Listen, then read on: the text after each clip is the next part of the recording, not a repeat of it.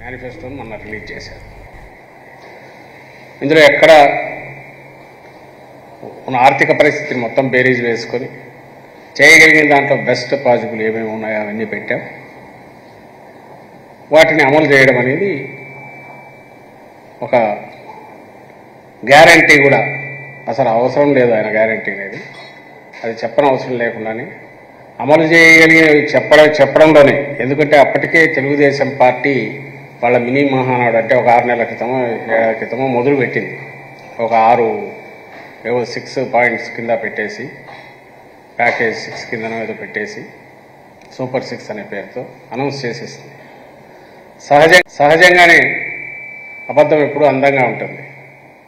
దానికి మరింత అందమైన ఇవి క్రియేట్ చేసి ఇవన్నీ మేము గ్యారంటీగా ఇస్తామని చెప్తున్నప్పుడు, అధికారంలో ఉన్న పార్టీగా ఏ పార్టీ అయినా అయితే దాంతో పోటీకి పడకపోతే ఏమవుతుందో ప్రజలు అటు మొగ్గు చూపుతారనే ఉద్దేశంతో దాన్ని దాటడానికి ప్రయత్నం చేస్తారు.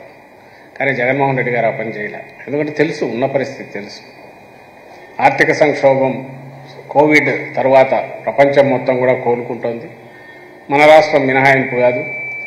అందులోనూ కోవిడ్ ఉన్నప్పుడు కూడా సంక్షేమ పథకాలు వదలకుండా కొనసాగించాం. అలాగే అభివృద్ధి ఎక్కడా ఆగలేదు. అసెట్స్ క్రియేషన్ జరిగింది.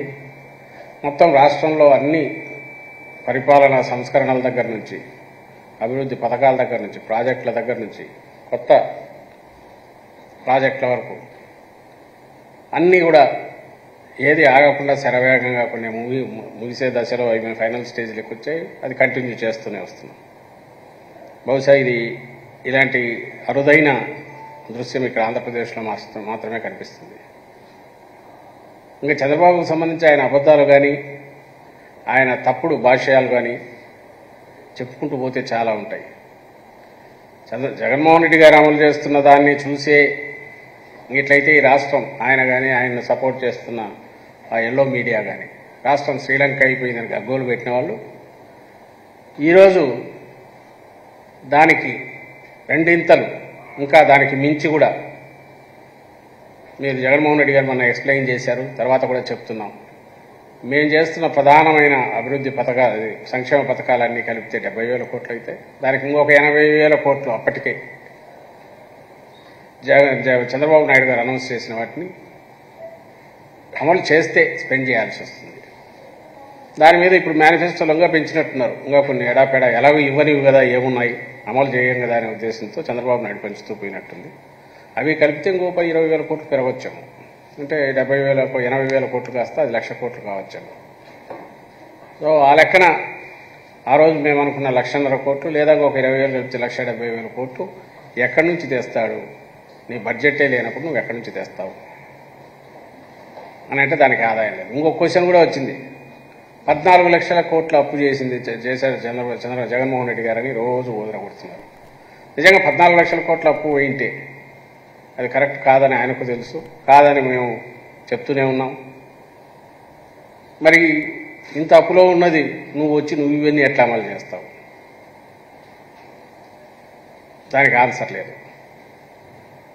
ఎలాగో అమలు చేసే ఆలోచన లేనప్పుడు ఏముందని నువ్వు ఎడాపెడా చెప్తూ పోయిన అబద్ధాలు నమ్మి ఎవరైనా ఓటు వేస్తే ఆ తర్వాత ఆయన విశ్వరూపం ఎట్లుంటుంది, చంద్రబాబు పాలన ఎలా ఉంటుంది అనే వాటికి కూడా ఎక్కువ వెనక్కు తిరిగి చూడడం అవసరం లేకుండానే 14-19 మధ్య రాష్ట్రానికి 10 జన్మలు కూడా మర్చిపోలేనంత చేదు అనుభవం మిగిల్చారు చంద్రబాబు నాయుడు.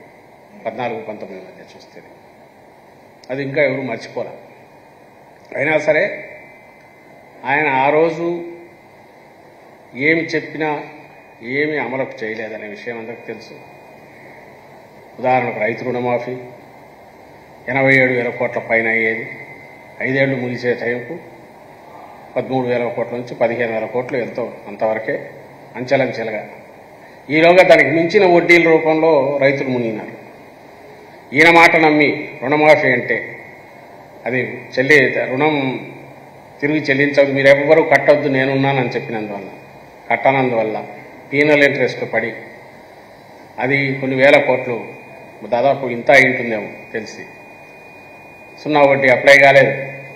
పీనల్ ఇంట్రెస్ట్ పడినాయి, అంతా చేస్తే ఈయన ఇచ్చింది ఇన్స్టాల్మెంట్స్లో ఇచ్చారు. ఆ తర్వాత పెట్టిన షరతులు మీ అందరికి గుర్తుంటాయి.